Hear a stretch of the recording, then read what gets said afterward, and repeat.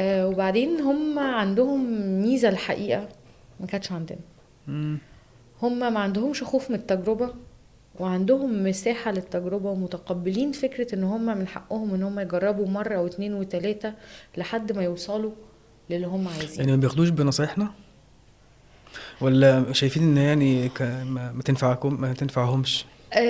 هو على حسب النصيحة بتقال لهم ازاي. ولا هو الأجيال أولا هم عندهم قدر من الاستحقاقية مع نفسهم، احنا ما كانش عندنا.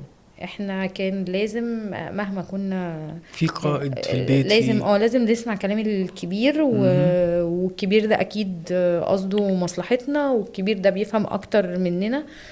آم، وده صح وغلط، يعني ده شيء يحتمل الصواب او الخطأ. الكبير مش شرط يكون بيفهم او فاهم موقفي احسن مني، مع احترامي الشديد لخبرته، بس لان ببساطة هو مش انا. هو مش عايش الزمن دي اصلا. هو مش انا. وهو مهم. يعني هو لا ممكن يكون لا نفس اهتماماتي ولا نفس افكاري ولا نفس مشاعري. فالاجيال الصغيرة دي بنقدر نوصل لهم بمجرد ما ت... يعني توصل اعتقد معاهم. تشاركهم. بالظبط، انا متقبلكم، مهم. وانا متفهم كويس قوي ان ليكوا وجهة نظر، حتى لو انا مختلف معاها، بس ده رأيكم ومن حقكم انكم تعبروا عنه بقى، سواء بالقول او بالفعل. مهم. افتكر احنا واحنا في المدارس قبل ما او حتى بعد ما دخلنا الجامعة، كان دايما عندنا خوف من ان احنا نغلط. ما ينفعش نغلط، مهم. ما ينفعش، بالذات احنا كبنات على فكرة اكتر من ولاد. ما ينفعش نغلط لان ده هيخلي شكلنا وحش. بابا هيزعل، بابا هيقطم رقبتي، ماما هتعمل فيا مش عارف ايه. لا، الجيل ده ما عندوش كده. الجيل ده شايف ان هو من حق، يعني لو تيجي تسأل بنت عندها 20 سنة دلوقتي تحبي تتجوزي دلوقتي، هتلاقي اجابات كتير طبعا لا، انا لسه شفت حاجة عشان اتجوز.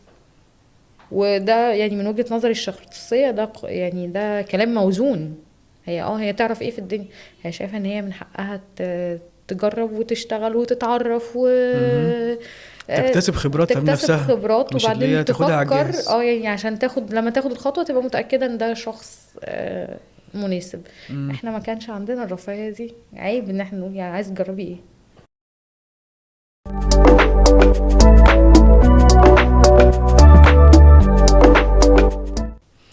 يعني في الافلام الابيض واسود كانت الام بتقعد مع بنتها وتعلمها وتفهمها. فبرنامج التأهيل ده مم. المفروض ان هو هيقوم بدور الام، عشان الام دلوقتي مش فاضية.